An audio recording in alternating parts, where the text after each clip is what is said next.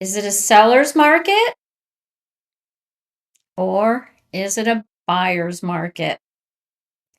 Well, according to Trendgraphix, it's more of a seller's market, but it's starting to get closer to a buyer's market. Trendgraphix is a third-party data analytics company that crunches all of the data for our local MLS here in the Central Valley of California. They take all of the inputs from the real estate agents and input it into the multiple listing services, and they crunch all of the data. They use the number of sales divided by the inventory and call it an absorption rate or absorption ratio, and that's what they use to determine whether or not it's a seller's market or a buyer's market. But a lot of things go into the housing market. So I'm going to name them off really quickly, and then I'm going to describe each one of them and how it's affecting our market here in the Central Valley of California. So number one is the unemployment rate. Number two is housing affordability. Number three is seller sentiment. Number four is a foreclosure rate.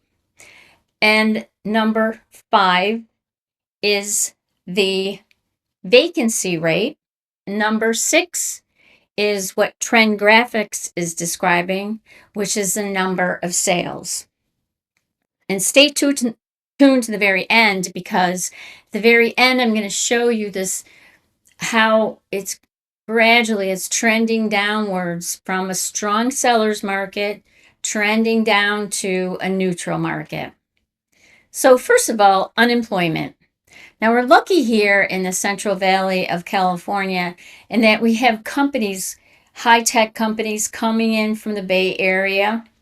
We also have the state worker, which is a stable workforce. It's great to have it here in the Sacramento region. And then we also have large healthcare employers too. So it's really diversified workforce that we have here in Sacramento. The second thing is housing affordability. Houses are relatively affordable in Sacramento compared to the rest of California. The median sales price of all of the houses in California is about $900,000, if you can believe that.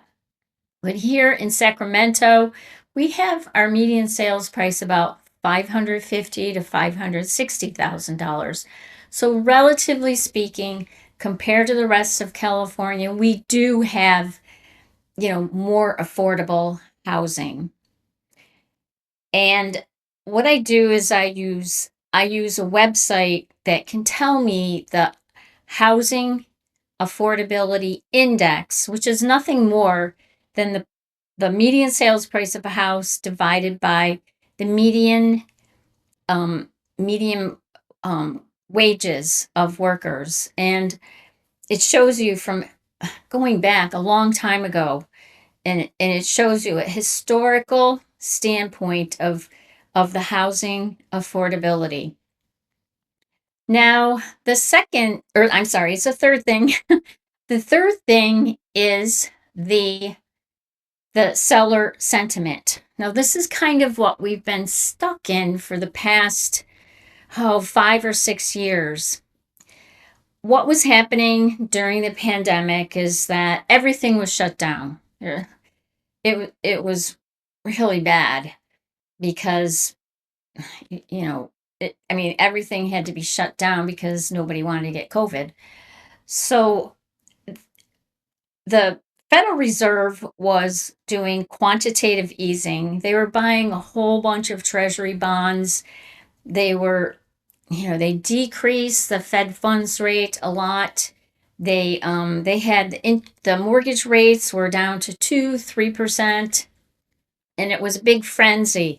Everybody came in and refinanced, and they locked in a 30-year mortgage at 2 to 3%. And I think most people are going to know the story. It's called the locked in effect, where people own these homes with such a small percentage of mortgage rate and they're not willing to give that up. So the inventory, therefore, is very low. So that's seller's sentiment. Their sentiment is that I don't want to move. I don't want to give up this really low mortgage rate that I have. And then the fourth thing is the foreclosures. Now, I look up the foreclosures. I like this website. It's called RealTrack, and it tracks the foreclosures by area. And we can see that there's really not a lot of foreclosures in our area. So that bodes well for the seller's market. The fourth thing is the vacancy rate. Now the vacancy rate, I mean, we do have vacancies here and there, but in the Central Valley of California, I mean, pretty much all of the houses, I mean, not all of them, but most of the houses that we have are, have occupants in them. So it's not really too big of a factor. And then the final thing is what trend. Yeah, so vacancy is the fifth.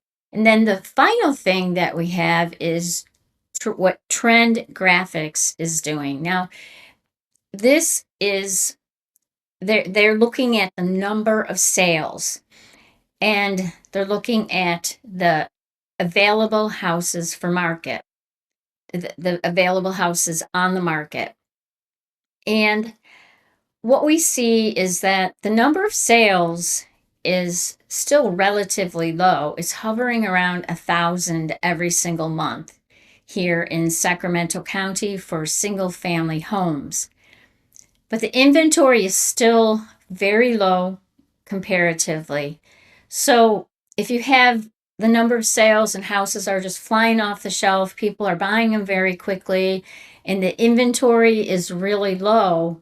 So the higher that ratio is between the number of house sales divided by the inventory, it's called the absorption rate or absorption ratio.